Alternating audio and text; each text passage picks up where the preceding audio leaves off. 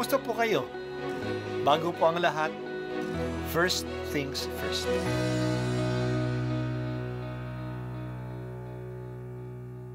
Good morning po.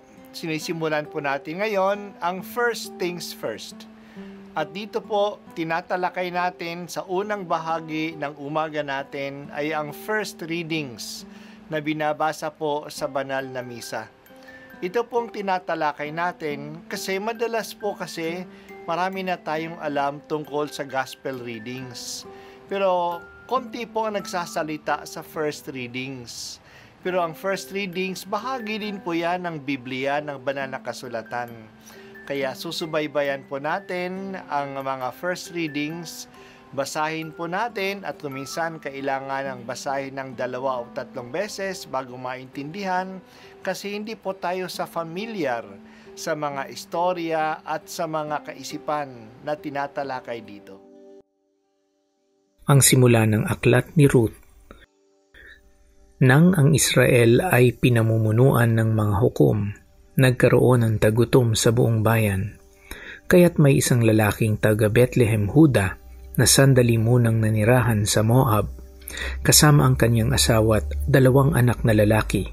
Namatay si Elimelech at naiwan si Noemi. Ang 2 nilang anak ay nakapangasawa ng Moabito, sina Orpa at Ruth. Pagkalipas ng mga 10 taon, namatay naman sina Mahalon at Kwelyon, kaya't si Noemi ay naiwang ulila sa asawa at mga anak. Nabalitaan ni Noemi na ang kanyang bayan ay pinagkalooban ng Diyos ng mabuting ani, kaya't humanda sila ng kanyang mga manugang nang umalis sa Moab. Hinagka ni Orpa ang kanyang biyanan at tuluyang bumalik sa kanyang bayan. Ngunit nagpaiwan si Ruth. Sinabi ni Noemi kay Ruth, "Ang bilas mo ay nagbalik na sa kanyang bayan at sa kanyang mga Diyos. Umuwi ka na rin." Tumugon si Ruth, "Huwag na ninyong hilinging iwan ko kayo. Hayaan na ninyo akong sumama sa inyo. Saan man kayo pumaroon, doon ako paroroon. Kung saan kayo tumira, doon din ako titira. Ang inyong bayan ang magiging aking bayan. Ang inyong Diyos ang aking magiging Diyos." Iyan ang nangyari, kaya mula sa Moab ay nagbalik si Noemi kasama si Ruth, ang manugang niyang Moabita. Nang dumating sila sa Bethlehem, ay sinisimulan ng anihin ang sibada. Ang salita ng Diyos. Salamat sa Diyos. Ang aklat ni Ruth ay isang maikling aklat tungkol sa isang pamilya noong panahon ng mga hukom na wala pang hari sa Israel. Maganda ang kwentong ito. Wala ditong kontrabida at walang kaaway. Ito ay tungkol sa katapatan at pagmamahalan kahit ng mga taong galing sa ibang lahi at ibang relihiyon. Nagkaroon ng tagutom sa Bethlehem at sa karatig ng mga nayon. Umalis si Elimelech kasama ang kanyang asawang si Naomi at 2 anak na lalaki na sina Mahalon at Kilyon. Sila'y maghahanap buhay sa karatig bayan ng Israel, ang bayan ng Moab. Nakapag-asawa si Mahalon at si Kilyon ng mga Moabita, mga taga roon.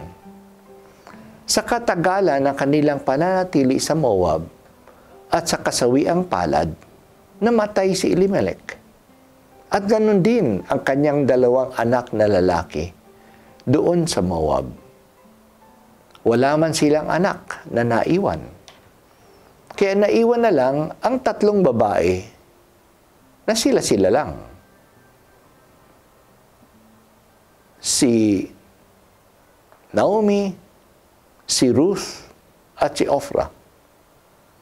Dumating ang balita na nawala na ang tagtuyo sa Bethlehem, na biniyayaan na ang bayan ng Israel ng magandang ani. Kaya umuwi na lang si Naomi sa kanila sa Bethlehem. Wala naman siyang maaasahan sa Moab. Kinausap niya ang 2 daughters-in-law na bumalik na lang sa kanilang pamilya. Hindi niya kayang suportahan sila at wala na siyang iba pang anak na mapapakasal para sa kanila. Umuwi si Orpa na mabigat ang loob kasi gusto niya sanang manatili kay Naomi. Ngunit napakiusapan siyang umuwi. Ngunit ayaw umalis ni Ruth. Sabi niya, saan kayo pumaroon, doon ako paroroon. Kung saan kayo tumira, doon ako titira. Ang iyong bayan ay magiging aking bayan.